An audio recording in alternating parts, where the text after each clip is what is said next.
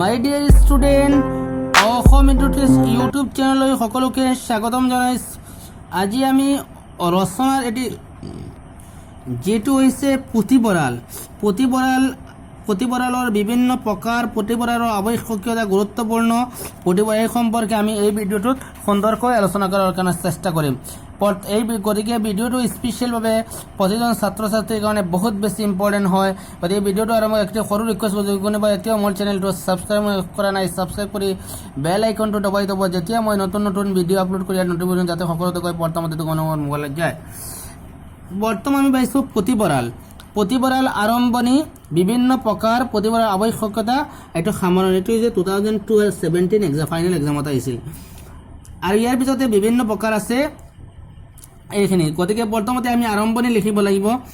যিসকল মনীষীৰ দ্বীপকণ্ঠ চিৰদিনৰ কাৰণে অতীতৰ বুকুত হেৰাই গ'ল, যাৰ প্ৰত্যক্ষ সান্নিধ্য লাভ কৰি অক্ষয় জ্ঞান ভাণ্ডাৰৰ পৰা সোণৰ সফৰা বুটলি ল'বলৈ আমি কোনোদিনেই সক্ষম নহয়, সেইসকল মনীষীৰ অমৰ লিখনিৰ লগত আমি পৰিচিত হওঁ কেৱল গ্ৰন্থৰাজিৰ জৰিয়তে।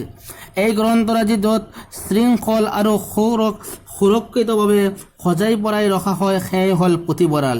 পুথিভঁৰাল হ'ল পুথিৰ ভাণ্ডাৰ, জ্ঞানৰ অফুৰন্ত ভঁৰাল। ই অজ্ঞতা দূৰ কৰি শিক্ষা বিস্তাৰ কৰাত সহায় কৰে। পুথিভঁৰাল অতীত, বৰ্তমান আৰু ভৱিষ্যতৰ যোগসূত্ৰ। এইটো হৈছে আমাৰ আৰম্ভণি, এইটো আমি লিখিবই লাগিব প্ৰত্যেকটো এজৰ কাৰণে আমি আৰম্ভণি। এতিয়া যে পুথিভঁৰালৰ ইতিহাস, এইটো কোনোবা সময়ত সুধিব পাৰে, সুধিলে তোমালোকে লিখিবা অতি প্ৰাচীন কালৰ পৰা পুথিভঁৰাল কেতিয়া আৰম্ভ হৈছিল। এতিয়া সুন্দৰকৈ ইয়াতে দেখিছা নিশ্চয়, মই গোটেইখিনি গাই দিওঁ, তোমালোকৰ সময় বেছি হৈ যাব, তোমালোকে চাই নিজৰ বহীত লিখি ল'বা কি কি পুথিভঁৰাল আৰম্ভণি হৈছিল।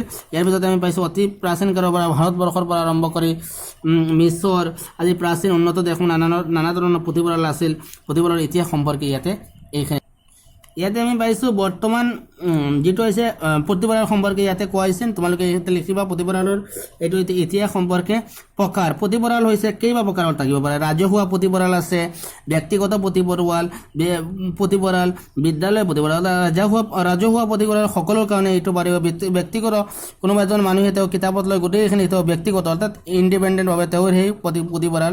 আৰু বিদ্যালয় মানে আমাৰ স্কুল, কলেজৰ, ইউনিভাৰ্চিটি যিখিনি পুথিভঁৰাল থাকে সেইখিনি বিদ্যালয় পুথিভঁৰাল হয়। ৰাজহুৱা পুথিভঁৰাল ৰাইজৰ সাহায্য আৰু চৰকাৰৰ পুঁজিৰ দ্বাৰা প্ৰতিষ্ঠিত হয়।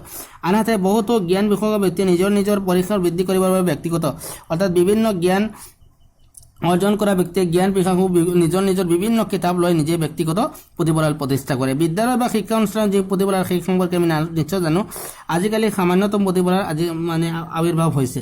আজিকালি বৰ্তমান যুগত পুথিভঁৰালৰ বিভিন্ন ধৰণৰ পুথিভঁৰাল আমি দেখিবলৈ পাইছোঁ।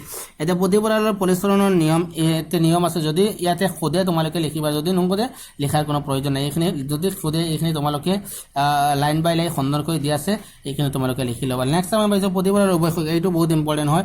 পুথিভঁৰালৰ উপকাৰিতা বা আৱশ্যকীয়তা, এইটো পইণ্ট দিয়ে সচৰাচৰ। পুথিভঁৰাল মানৱ সমাজৰ বাবে অতি আৱশ্যকীয়। অতীতৰ বিভিন্ন মনীষীসকলৰ জ্ঞানৰ ভাণ্ডাৰবোৰ গ্ৰন্থকাৰে পুথিভঁৰালত সজ্জিত কৰি ৰখা হয়। মনীষীসকলৰ আদৰ্শ, উপদেশ আদিৰ বিষয়ে জানিবলৈ হ'লে পুথিভঁৰাল আৱশ্যক। অৰ্থাৎ মনীষীসকলৰ মহান মনীষীসকলৰ যিখিনি আদৰ্শ, যিখিনি আমাক এডভাইচ দিছিল, তেওঁলোকৰ মৰেলিটি সম্পৰ্কে জানিবলৈ আমাৰ পুথিভঁৰালৰ আৱশ্যক। পুথিভঁৰাল যে কেৱল অতীতৰ জ্ঞানপ্ৰাপ্ত হয় এনে নহয়, পুথিভঁৰালত থকা বাতৰি কাকত, আলোচনী আদিৰ যোগেদি বৰ্তমান জগতখনৰ বিষয়ে কথা জানিম। অৰ্থাৎ পুথিভঁৰালত থকা বৰ্তমান আলোচনী, বাতৰি কাকত, এইখিনিৰ জৰিয়তে বৰ্তমান জগতৰ বিষয়েও আমি জ্ঞান অৰ্জন কৰিব পাৰোঁ। বিদ্যালয়, মহাবিদ্যালয়ৰ ছাত্ৰ ছাত্ৰীসকল বা শিক্ষাৰ্থীসকলে নিজৰ যিখিনি আছে জ্ঞান অৰ্জন কৰিবৰ কাৰণে পুথিভঁৰালৰ প্ৰয়োজন। যিখিনি নিজাকৈ, ইয়াৰ পিছত এইখিনি তোমালোকে লিখি ল'বা, মই গোটেইখিনি গাই দিয়াৰ কোনো প্ৰয়োজন নাই।